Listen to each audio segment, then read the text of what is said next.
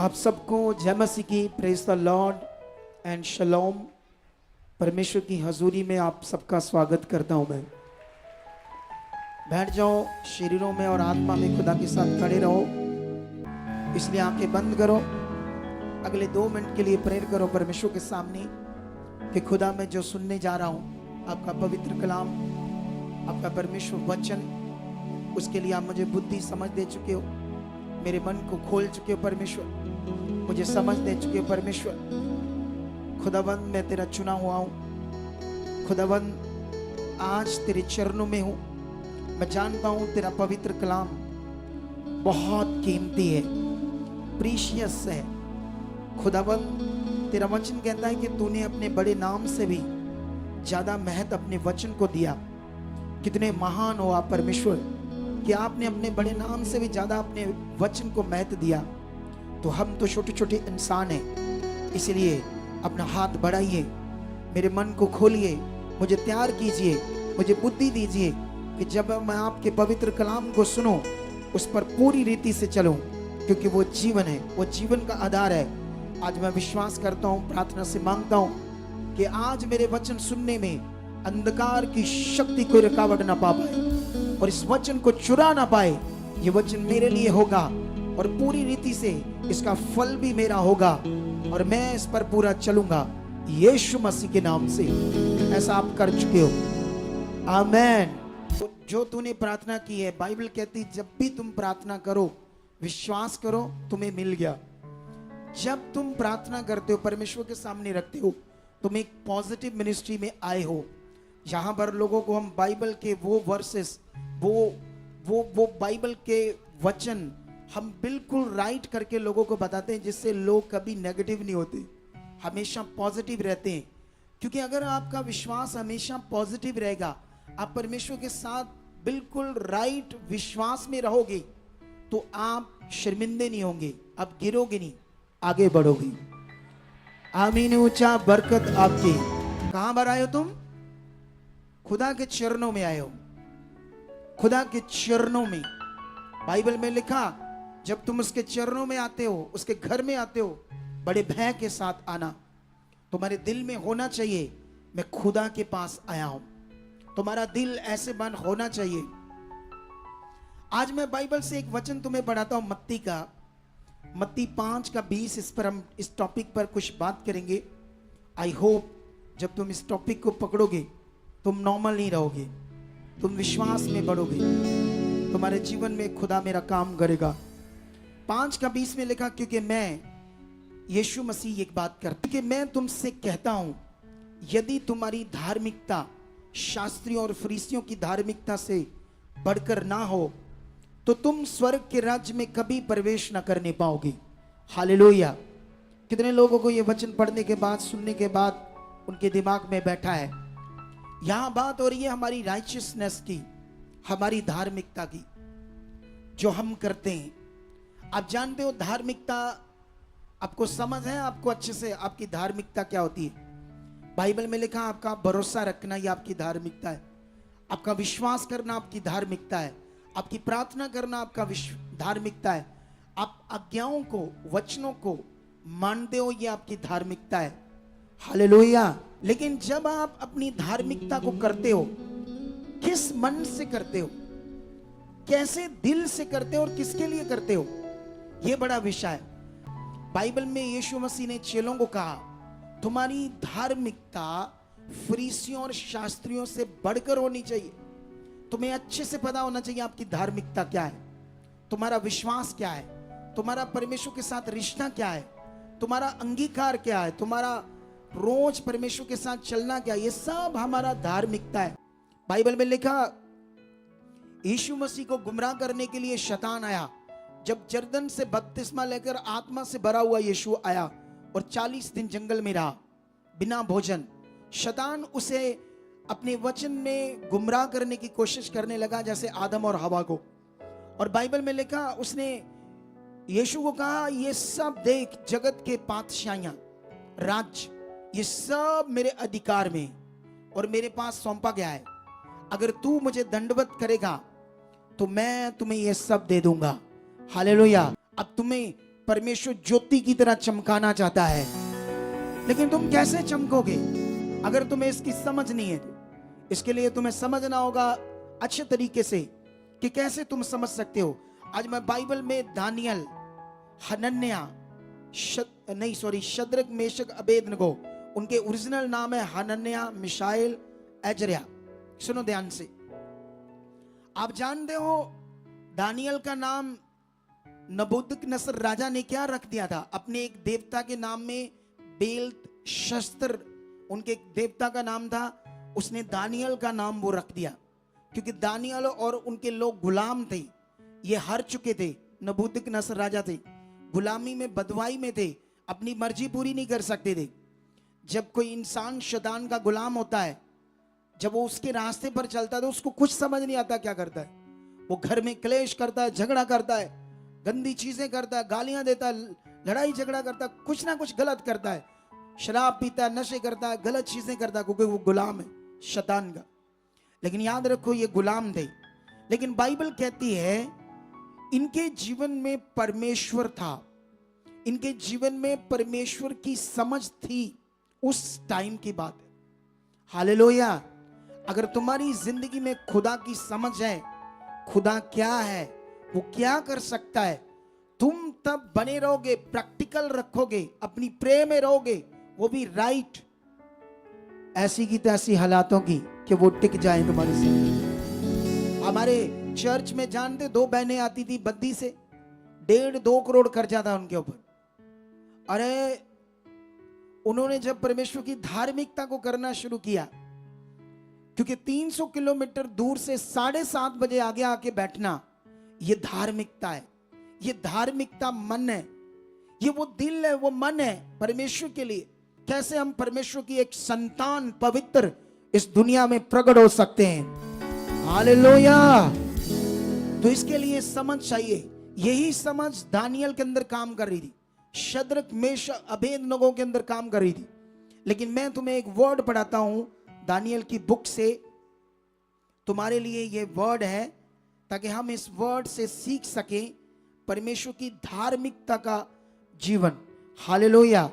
आप जानते हो जब ये गुलाम थे तो राजा ने इन सबको, दानियल को, शद्रक, मेशक, अबेदनगो को क्या कहा? अपने प्रधान को क्या कहा? सेनापति को क्या कहा कि इन्हें वो खाना खिलाओ जो हमारे देवताओं का भोग लगा खाना होता है, और उसके आगे चढ़ाई हुई शराब पिलाओ। क्योंकि आप जानते हो जो शराब है वो खाने, छोटा मनुष्य, छोटा जीवन, छोटा विश्वास काम कर रहा है तो तुम फंसे रह सकते हो, तुम हालात में रह सकते हो। तुम्हें आगे आना होगा, तुम्हें आगे बढ़ना होगा, जैसे दानियल, शद्रक, मेशक, अबेदनगो ने किया। बाइबल में एक वचन मैं और पढ़ाता हूं यहां से।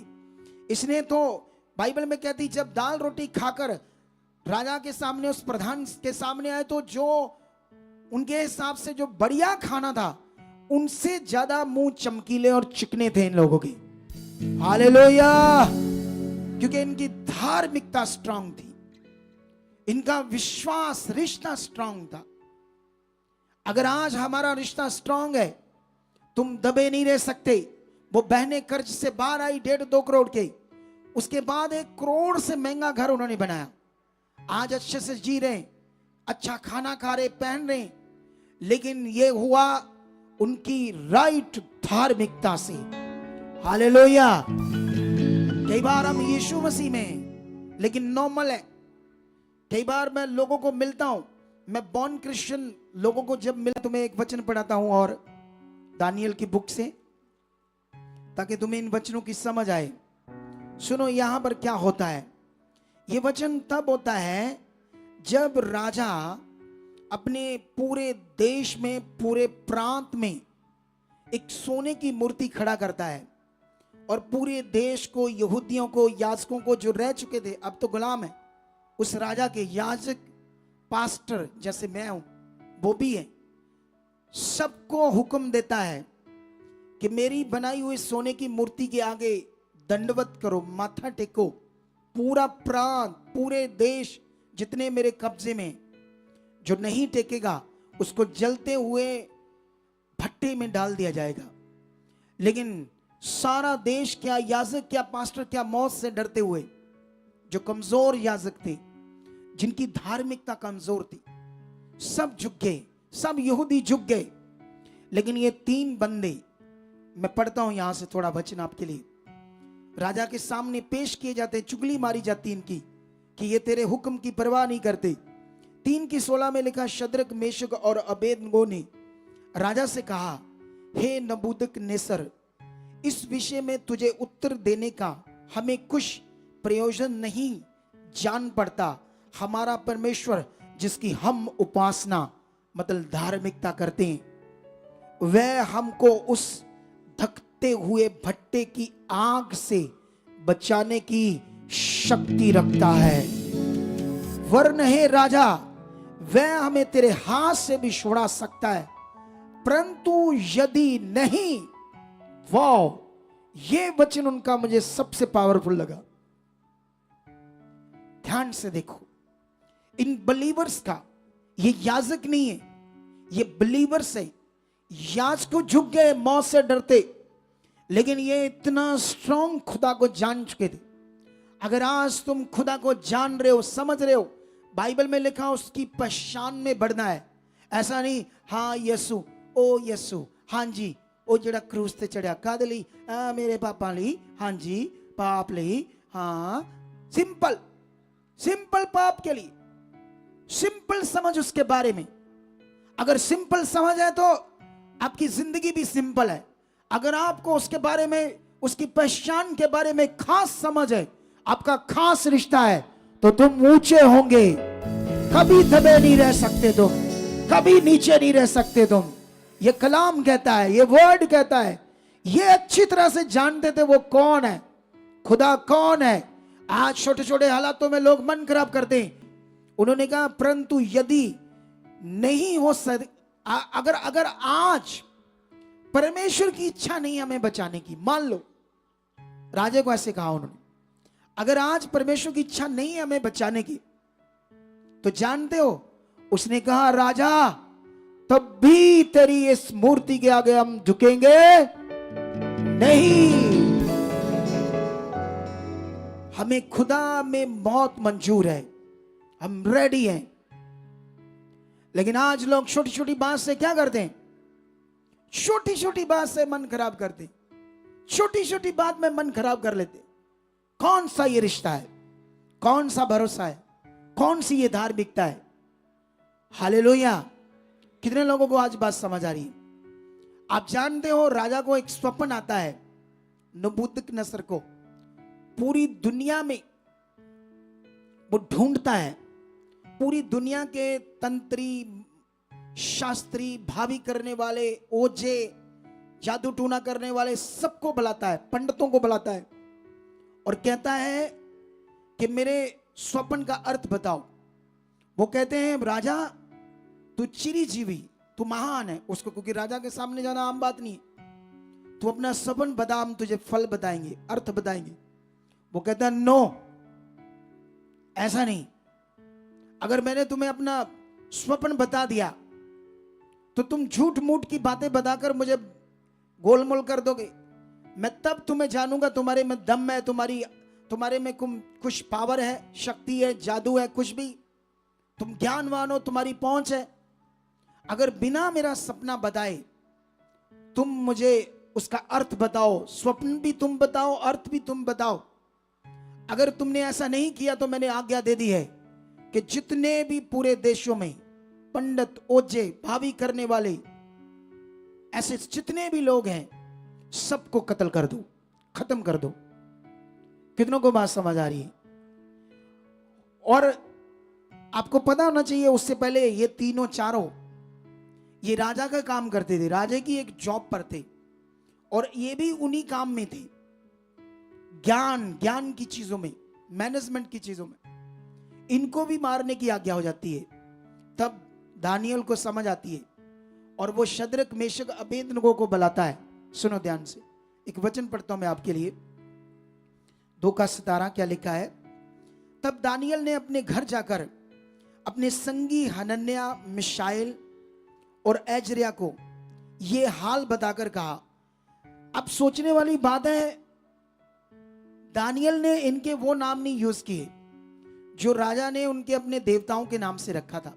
उनका नाम शद्रक मेशक अबेदनगो। आज ये नाम ना ले तो लोगों को फील होता है पता नहीं किसकी बात हो रही, क्योंकि लोगों के दिमाग में पक गए ये नाम। लेकिन दानियल ने वो नाम नहीं यूज किए, उसने हनन्याह, मिशाइल और एजरिया करके यूज किया।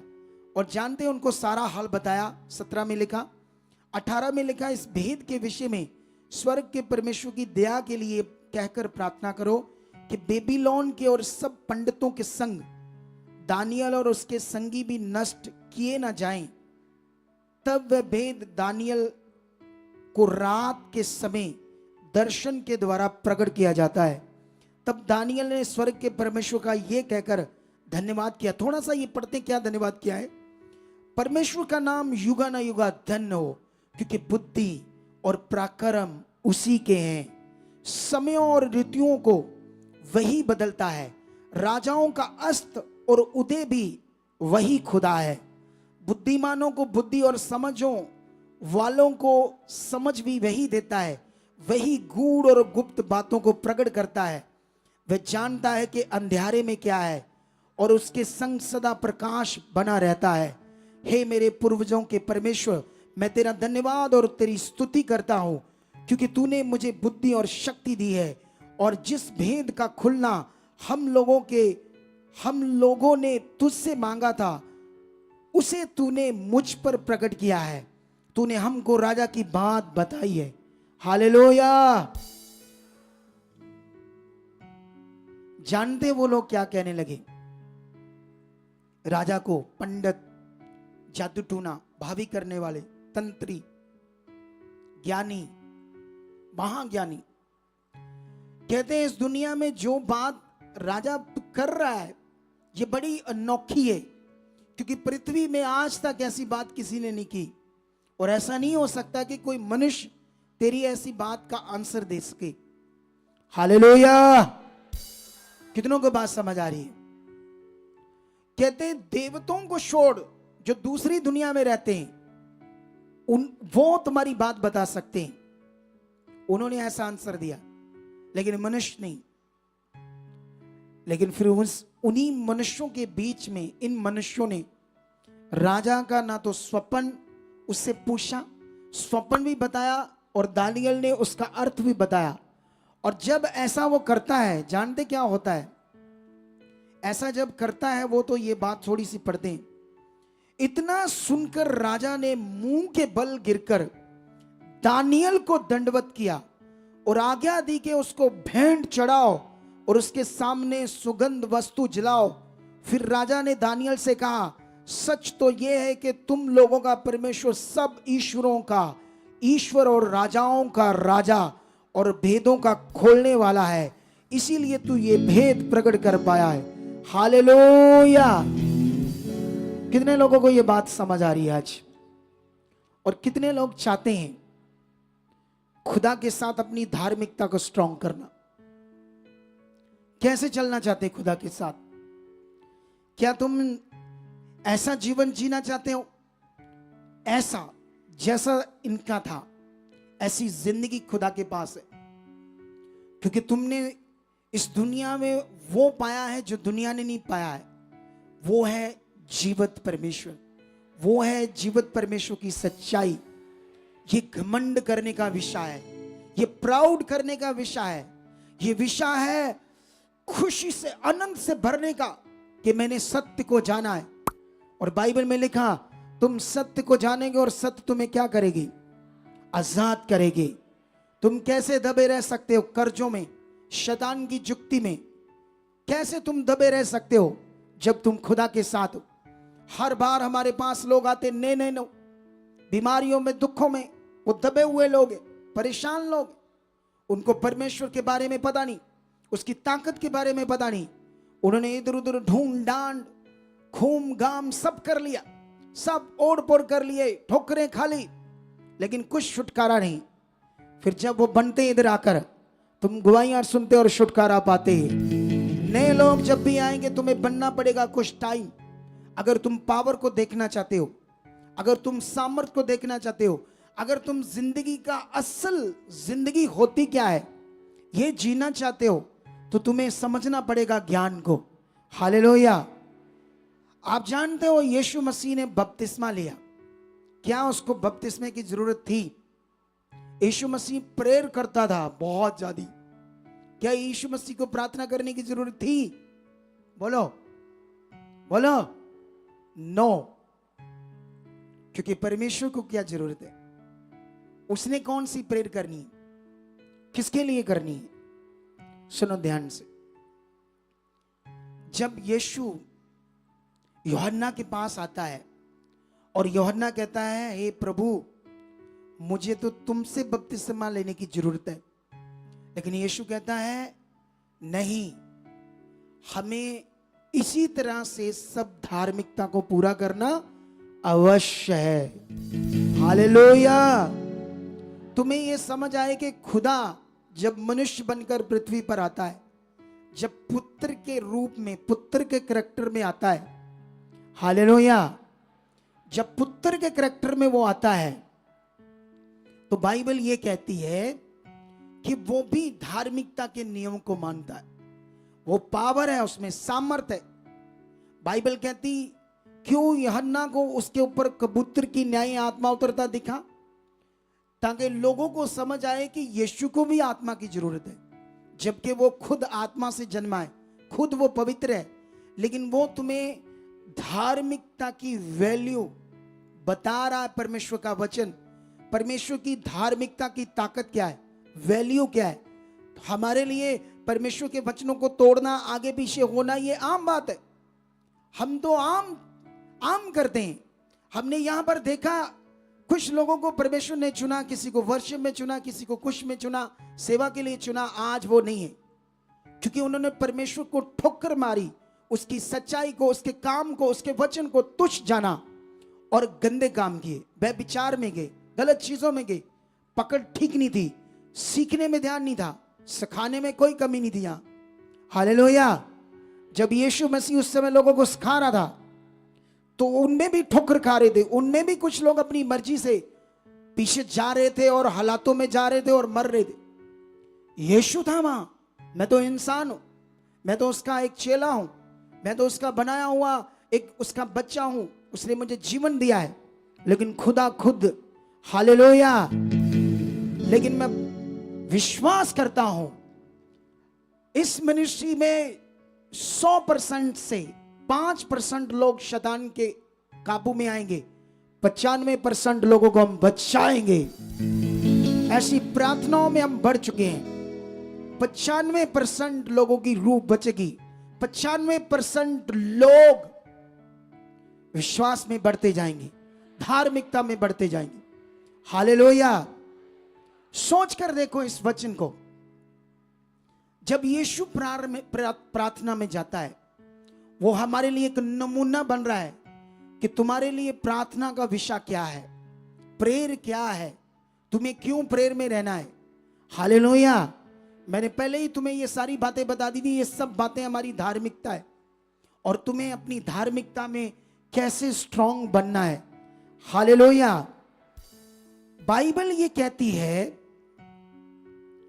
कि यीशु मसीह के पास जब वो सेवा कार्य कर रहा था शरीर में, अपनी देह में, लूका की बुक में लिखा यह वचन, बाइबल में लिखा, कुछ लोग एक अपने भाई को समझो, सके को समझो, चारपाई पे, मंजे पर, खाट पर उसको लकवा मार गया। आप जानते हो लकवे का इलाज ना तो उस समय था ना आज है। आज जिसको लकवा मार जाता है वो हील नहीं होता मेडिसिन से। अगर कुछ हील भी हुआ, लेकिन कुछ ना कुछ अंग उसके डैमेज रहते हैं। लकवा ऐसा रोग है, जाओ देख लो जाके लोगों को। आज कोई लकवे के रोगी आए हैं, देखना चेक करके। अगर लेकिन तुम खुदा के साथ हो, तुम्हारे सारे हल है। वो खुदा है जिसने दुनिया को रचा है। अगर ये सोच हमारे अंदर है, ये विश्वास, ये ध्यान, ये धार्मिक जीवन, तो सब कुछ पॉसिबल है हमारे लिए। हालेलुया। क्या है हमारे लिए, फिर सब कुछ पॉसिबल है। अगर हमारी सोच में वो खुदा ऐसे नहीं है जैसे वो है, तो फिर सब कुछ भी पॉसिबल नहीं, सब चीजें आगे पीछे रहेंगी। तुम्हें ध्यान देना होगा बड़ा। बाइबल में कहते हैं उसके भाई लोग उसे लकवे के मारे हुए रोगी को लेकर आए यीशु के पास। और जानते हो जब यीशु उनका विश्वास देखता, क्योंकि वो इतनी भीड़ थी, वहां इतनी भीड़ थी ना, जैसे भीड़ है आज, तो कई लोग तो नहीं पेपर बनाया, कई को नहीं समझ होगी ये लैंड की या प्रार्थना की, तो गुस्सा करेंगे, ये है वो है। लेकिन बाइबल कहती है उन्होंने गुस्सा नहीं किया, मन खराब नहीं किया, वो छत पर चढ़ गए, खपरेल खोलकर ऊपर से रस्सियों से खाट को बांधकर यीशु के सामने लटका दिया। और बाइबल कहती जब उसको लटकाया तो यीशु ने उनका विश्वास देकर कहा उस रोगी को, जा तेरे पाप क्षमा हुए। हालेलुया। जानते जब यीशु ये बात कहता है, वहां शास्त्रीय थे, शास्त्री फरीसी गुस्सा करने लगे, क्रोध करने लगे, ये मनुष्य होकर कैसे किसी के पाप क्षमा कर सकता है। और जानते यीशु मसीह ने उनको क्या कहा, याद है तुम्हें क्या कहा कि नहीं याद? अगर तुम प्रेमी हो उसके और तुम अपनी धार्मिकता में कच्चे नहीं पक्के हो, फिर तुम्हें याद रहेगा। लेकिन मैं मुंह से बोल सकता हूं अपने, लेकिन मैं तुम्हें यह वचन पढ़कर बताना चाहता हूं थोड़ा सा, ताकि तुम्हारे दिमाग में और फिट हो ये वचन, ठीक है? हाँ, ये लूका 5 अध्याय निकालेंगे हम, ठीक है? 5 का ये वचन हमें मिलेगा। अगर हम 22 से पढ़ें तो यीशु ने उनके मन की बातें जानकर उनसे कहा, तुम अपने मनों में क्या विवाद कर रहे हो? सहज क्या है? क्या ये कहना कि तेरे पाप क्षमा हुए, या ये कहना कि उठ और अपनी खाट उठा और चल फिर? इधर देखो मेरी तरफ, ध्यान देना तुम्हारा बड़ा जरूरी है। यीशु मसीह ने कहा, तुम लोग मुझे ये बताओ, सहज, सहज मतलब सौखा, आसान। आसान क्या है, सौखा क्या है? ये कहना कि तेरे पाप क्षमा हुए, या ये कहना है इस लकवे के रोगी को जो खाट पर पड़ा, जो मरने वाला है बीमारी से, उसे कहना उठ और खड़ा हो जा और चल फिर?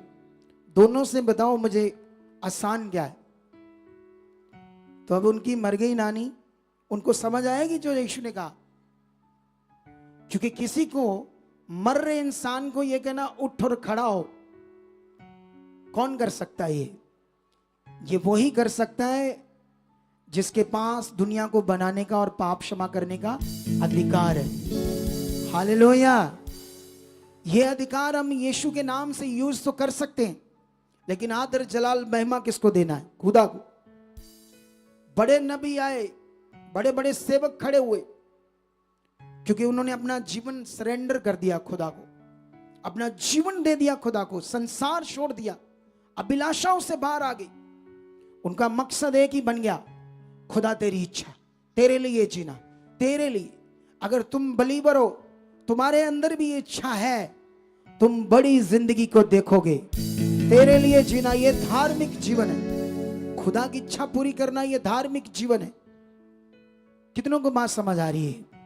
बाइबल में लिखा प्रेरितों की बुक में, अगर तुम प्रेरितों की बुक 5 अध्याय पढ़ोगे तो वहां पर कुछ ऐसे पॉइंट है 5 में जो आपको सीखने चाहिए। चलो मैं थोड़ा सा पढ़ाता हूं ये भी बात प्रेरितों की बुक में तुम्हारे लिए। ये चेलों के साथ रिलेटेड बात है और हमारे विश्वास के साथ बड़ी रिलेटेड बात है।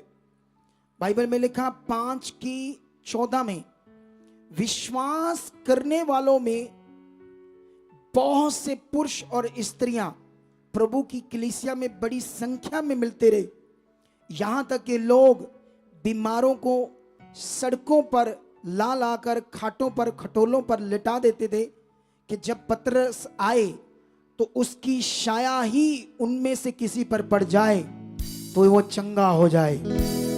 यरूशलेम के आसपास के नगरों में से भी बहुत लोग बीमारों और अशुद्ध आत्माओं के सताए हुओं को ला लाकर इकट्ठे होते थे और सब अच्छे कर दिए जाते थे।